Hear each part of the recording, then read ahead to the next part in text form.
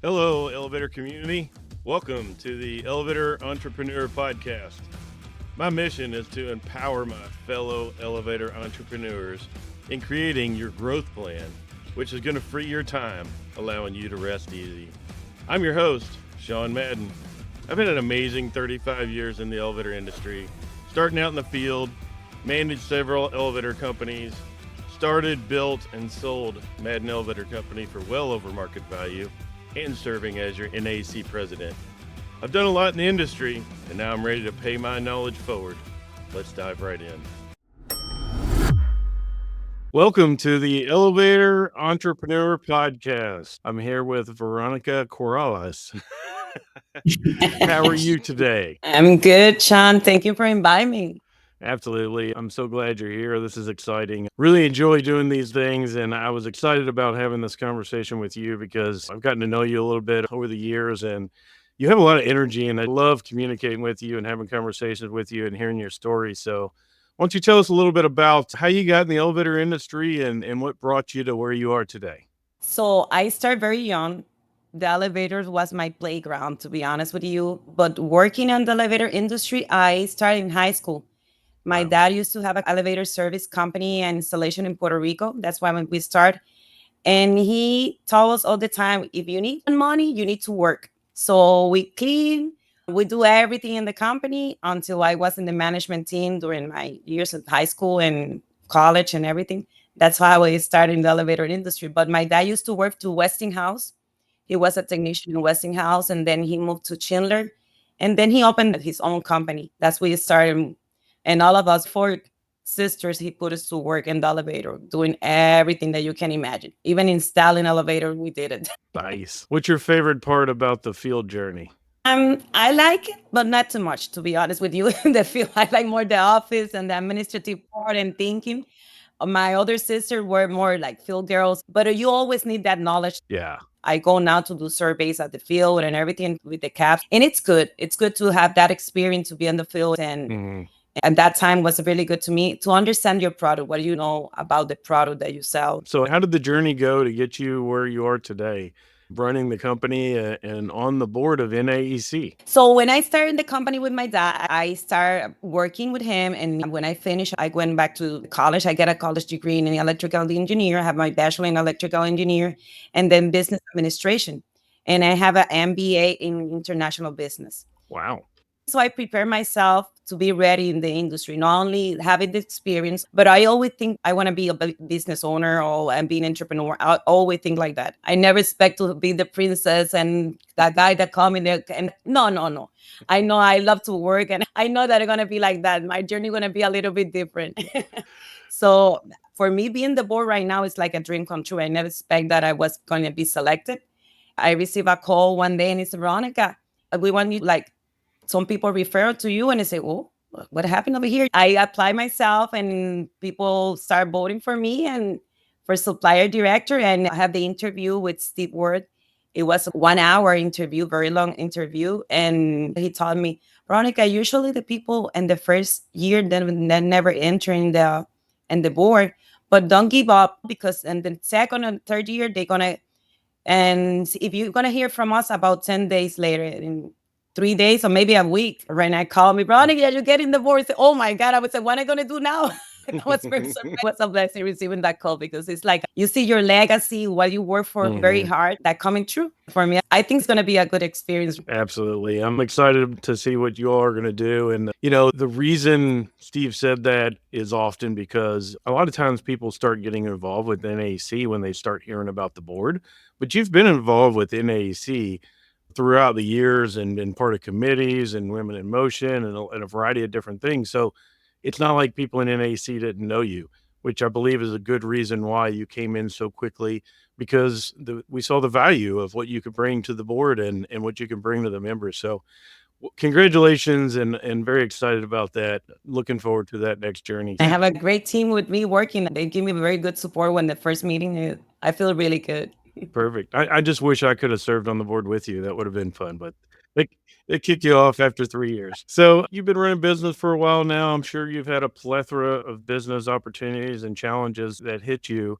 Tell us a little bit about a business challenge you had and what you did to solve it. What were the thoughts in the process, and what'd you go through to try to solve that problem? To be honest with you, I had to, the one was my turning point. When we just opened Kottler over here, and we had the company in Puerto Rico that we do installation service and everything over there. Hmm. And we decided to open a manufacturer over here in Miami.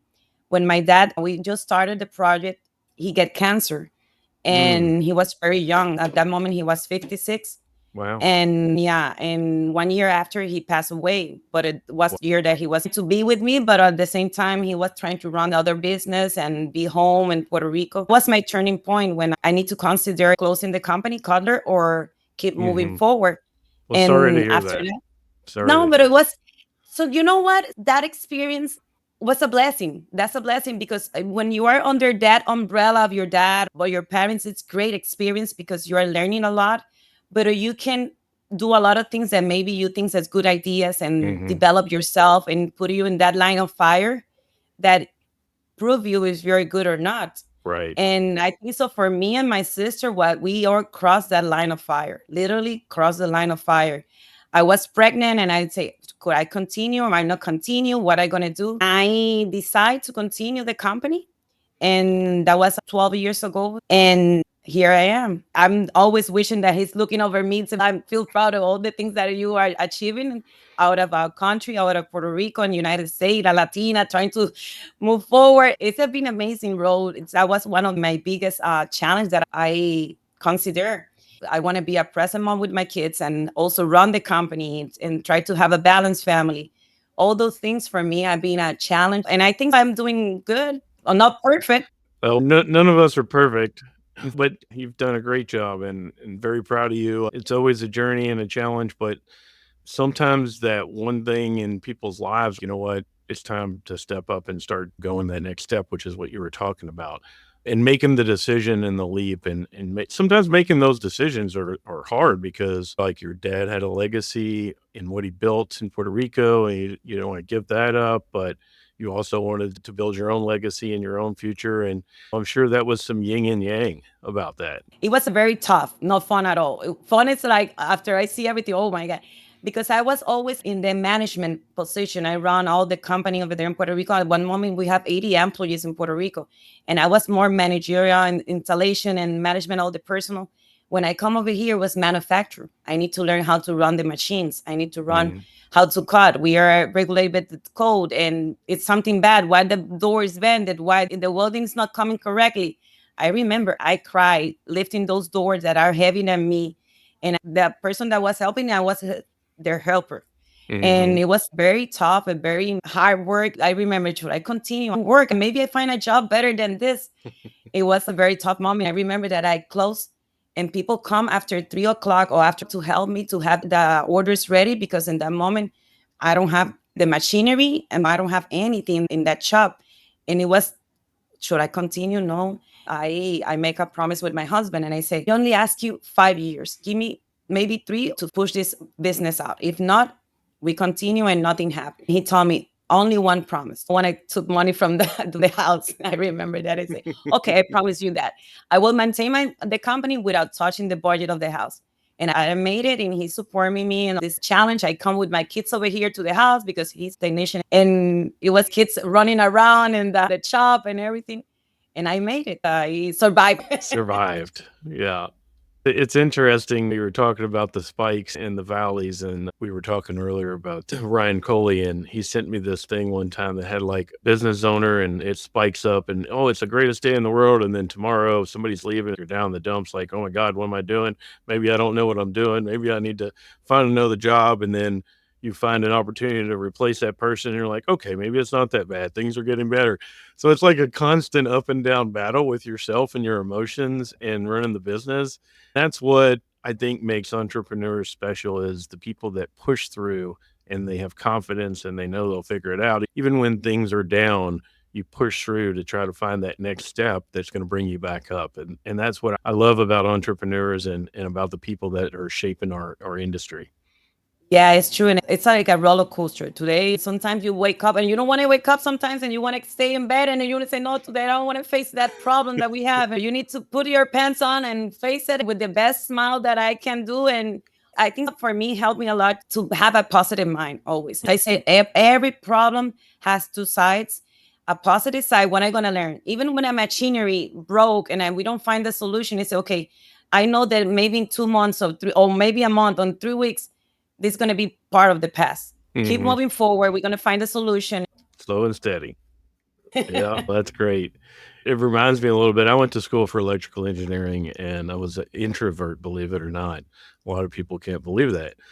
A lot of times entrepreneurs are introverts and people just don't realize Yes. it. But I remember, one of my mentors, I don't know if you knew Roger Irvin from Urban Elevator, but he was a very big instrumental mentor of mine and he was my boss, but he sent me through Dale Carnegie. And I don't know if you ever heard of Dale Carnegie, but one of the things that came out of Dale Carnegie is always trying to look on the bright side of things. There can always be defeat, right?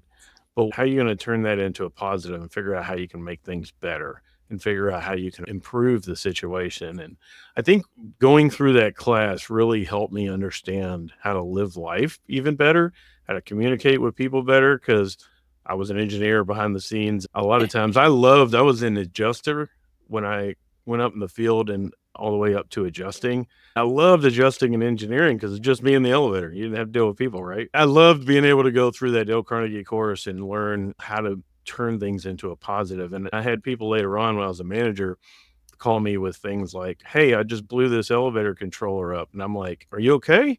"Yeah, yeah, I'm fine." "Okay. All right, that's great." And they were like, "What do you mean?" I'm like, "Well, did you do it on purpose?" "No." "Well, we get to learn together. What happened? Let's see what happened. Let's see how we can make this better. Let's see how we can improve it." And what Dale Carnegie said was, figure out what the worst thing that can happen. Are you safe? Are you okay? Are you healthy? Accept That's the true. worst thing that can happen and then improve on it. And that's how you can keep a Exactly. positive attitude. Just take whatever it is, accept it, and then move forward. So I love That's that you true. have that attitude. That's true. That's true. But I always think like that. What is the worst case scenario? Like you say, we're safe, so Yep. nothing is gonna happen. If it's a yes, yes. If it's a no, no. Let's try it. So you said there was a couple of big business challenges, and you just told us the first one. What's the second one that was The hard for you? second one was to be from entrepreneur to be a business person, because entrepreneurs, you get involved in dreams and dreaming about, okay, this is gonna be this way, but as a business, know your business. How you measure that numbers? How you know better about your product? How do you be excellent in what you're doing and be like more business wise? You understand everything and not just big ideas. How you measure your ideas? How you have clarity what you're doing, and that's for me, it's not just a dream, now it's a reality. How are we going to do this? How much you going to sell a door? How much is going to be? Okay, it was like a puzzle, putting all Mhm. those pieces together, because I never working in manufacturing. I didn't even know the way the machine was located from this process to this process to this process. So we need to move all the machinery the way that was put to make sure that we have it right, so the process of production doesn't change every single step. And know your people would say, okay, this guy have a very good talent doing crates. Know your people, know that you are a business person. We are here because we are entrepreneur, but how do you work inside of your business Right. and pass that knowledge to your people that you're going to delegate it, and how you're going to train those people. How did you discipline yourself with that? Because that's one of the things I know a lot of entrepreneurs, including myself, struggle with because as the visionary, you got all these ideas and you want to run all over the place, but you really need to harness that into, like you said, the business practices that's actually going to run your business effectively. So, how was you able to move yourself from, I need to stop going all over the place with all these ideas and work on the business? Process and make sure that we have, this is the welder. What is a basic welder? What is a welder that have a little bit of knowledge, a competent and an advanced welder? All Okay. of our positions, we have people like that work for us, put all the process in places. How to bend a door, how to turn off the machine, everything we need to do process. When I do the business, the developers, now that a lot of people met my son at the convention, and I teach him the way that I do when I do business developers. We have these big walls over here, and we write the process, how we Right. do it, and how to achieve that, and how we contact, how to create a qualified lead. That's the way we train the other one, because you can't delegate to money. You can, but if when you come back, you're gonna see people that is working with no vision and no Hmm. measurement. So they get lost in the track. And how you gonna measure that person if it's really fits for your core and values of the company? Company have to measure Veronica's energy. No, not everyone measure my energy. They have to have the course and value of Kohtler elevator. We have very strong core values, and people need to meet those core values. When you have the process, you have everything in place, people start working and say, no, that is for me. And people get out of their job by themselves. And for me, it's easier to do that. I don't like to fire people. They fire themselves. They fire themselves because they're not doing the job that you laid out for them to do and following the process and following the results that you expect. So yeah, you don't really have to fire them. Yeah, and it's really hard to put that process in place. It was, for me, was tough. Put all those process in place and all the procedures and all the workflow and everything, the KPIs. And it was, oh my God, I'm gonna have a heart attack one day. If you find me died on this floor, it's your fault, guys, because we don't finish this. I need to finish this work. It takes us time, but right now it's more easy and they respond really good. We even have blood walls. Blood walls is we having a problem in job or whatever.